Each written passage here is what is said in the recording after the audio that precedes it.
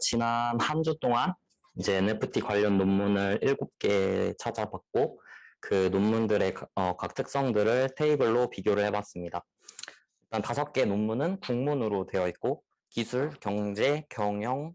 법 관련 분야에서 NFT를 다루고 있었습니다.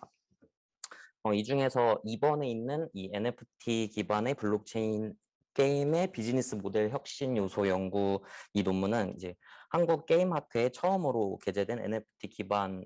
그 게임 논문이라고 해서 기사들도 많이 올라오기도 했습니다.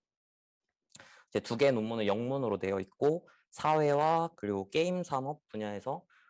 NFT의 가능성에 대해서 다루고 있습니다. 이제 국문 논문 5개 배경에서 뚜렷하게 드러나는 점들을 보면 그 NFT는 블록체인 위에서 만들어졌기 때문에 그 신뢰성과 무결성이 확보가 되고 소유권을 보장받을 수 있었기 때문에 지난 수년간 폭발적인 성장을 일으켰다는 그런 장점이 있습니다. 또 게임 산업 분야에서는 지금 이제 그 성장이 좀 정체 단계로 이제 들어가는 중이기 때문에 혁신 사례가 조금 부족하고 게임 내에 있는 그런 아이템 그런 것들 이제 디지털 재화에 대한 그런 소유권 개선을 NFT로 한다면 어떤 변화가 있을지에 대한 궁금증을 언급을 했습니다. 하지만 반대로 또 디지털 시대의 특성상 그 원본을 무제한 복제할 가능성 그리고 뚜렷한 근거가 없는 상황에서 이렇게 치솟는 가격 상승 같은 경우에는 이제 거품일 가능성이 있고 또 그리고 현행 법상으로 저작권 보호에 되게 애매한 부분들이 있다는 그런 단점도 있었습니다. 그래서 대체적인 동향 추세를 보면 메타버스에 대한 내용이 많이 언급이 되었고 또 NFT 시장 생태계를 주도하는 분야는 메타버스라고 언급을 하고 있습니다. 또 실물 자산, 금융 자산, 지적 재산 그리고 증명서 등을 이제 NFT로 발행해서 다양하게 이용을 하고 있는데 이 게임 아이템 소유권 보장에 대한 수요도 꽤 있는 것 같았습니다. 영문 논문 2개의 배경에서 뚜렷하게 나타나는 점을 보면 대부분의 NFT는 이더리움에서 발행이 되고 있고 아무래도 좀 느리고 비싼 이더리움을 대체하거나 어떤 문제점에 대한 해결 방안을 찾아야 한다는 것을 좀 강조를 하고 있습니다. 또 영문 논문에서도 앞에 봤었던 내용이랑 비슷하게 게임에 대한 내용을 다루고 있었는데 그 플레이어들은 이제 아이템을 모을 때 그냥 단순히 모으는 게 아니라 뭐 투자, 기억, 어떤 즐거움, 자기 표현 등으로 취급하기도 하기 때문에 이제 게임이 서비스가 종료되면 사라지는 그런 아이템이 아닌 그냥 NFT를 통해서 게임이 사라지더라도 어떤 자산으로 남는다는 점에 주목을 하고 있는 것 같습니다. 이제 국문 논문 5개에서 보인 NFT 관련 장점으로는 실물 기반의 연동 자산으로도 발행이 될 수 있다는 점, 뭐 예를 들어서 뭐 NFT로 발행하고 그 NFT를 사면 실물 자산을 준다 뭐 이런 거라든지 아니면 게임의 경우 확률형 그런 아이템의 투명한 공개 그리고 다른 게임 간의 어떤 호환 가능성 그리고 거래의 안정성과 소유권 보장을 꼽았습니다. 단점으로는 그 발행 및 거래 시에 이제 높은 수수료가 발생한다는 것이었고 일반인에게는 좀 어려운 진입 장벽이 있고 또 큰 가치 변동폭 또 이제 원본이 블록체인 외부에 저장되는 그 부분에 대해서 좀 불안정하다라고 생각하는 사람도 있었고 아무래도 또 P2E 같은 게임이 뭐 국내에서는 좀 사행성으로 분류가 돼가지고 문제가 있다는 점 마지막으로 자산에 대한 그런 프라이버시와 저작권 등을 꼽기도 했습니다. 이거는 약간 부가적인 얘기인데 RPG 게임 같은 경우에는 이제 제품 수명 주기가 좀 길고 게임 간의 어떤 메커니즘이나 그런 아이템 구성이 비슷해서 NFT화에 좀 유리한 게임 장르라고 하는 첨언이 있었습니다.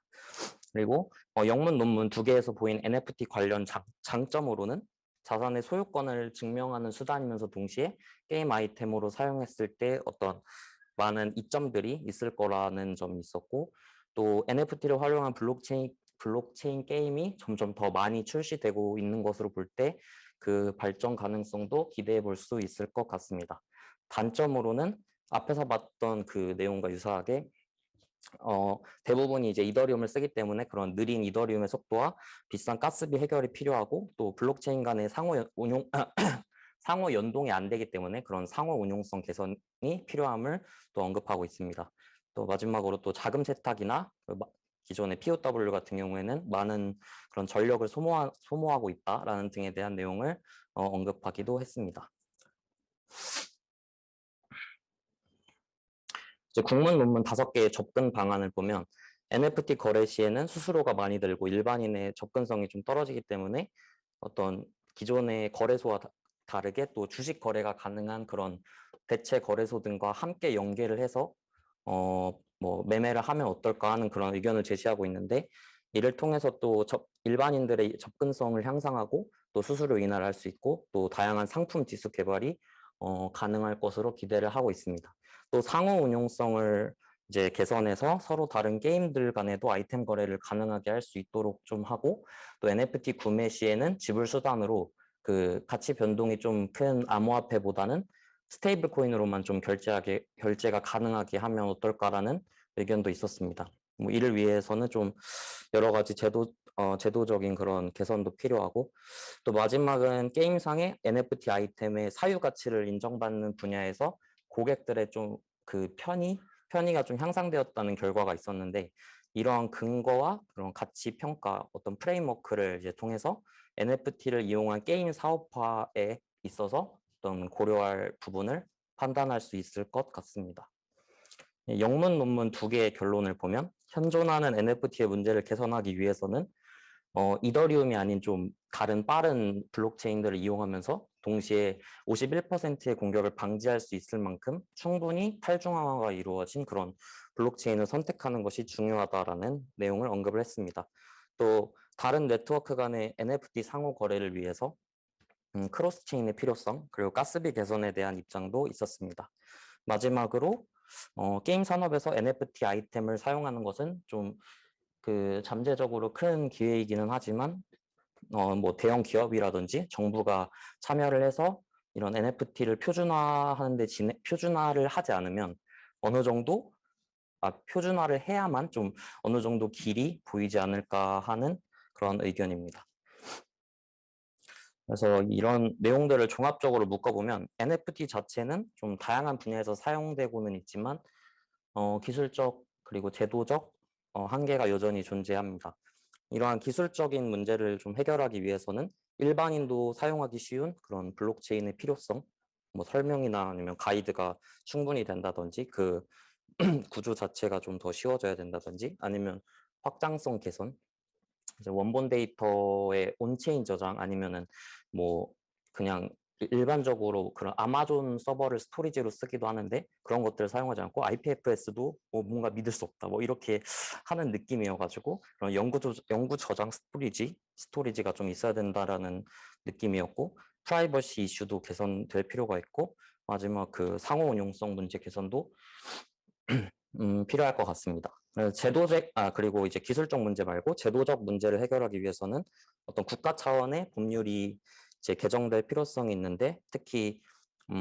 한국 같은 경우에는 좀 게임 산업 분야에 있어서 조금 이렇게 좀 소극적인 그런 느낌인데, 한국 사람들 보면 게임 되게 잘하잖아요. 특히 이런 선도적인 게임 산업 활성화를 위해서는 그런 P2E에 대한 법률을 조금 더 완화할 필요가 있고, 법정 화폐와 어떤 스테이블 코인 간의 연동을 조금 더 자유롭게 하고, 또 대체 거래소 마련 등의 그런 문제 개선이 필요하다라고 생각합니다. 그래서 NFT 관련 여러 가지 이제 논문을 많이 읽어봤는데, 결국 저번에 고 박사님이 추천해 주셨던 그 논문도 그렇고 여기 있는 7가지 논문도 그렇고 NFT 자체의 그냥 문제라기보다는 블록체인 자체에 대한 문제 해결이 조금 필요하다라고 이제 생각이 들었고, 앞에서 본 내용을 토대로 해서 이번 학회 논문하고 졸업 논문까지 준비를 하면 될 것 같습니다. 발표는 여기까지입니다.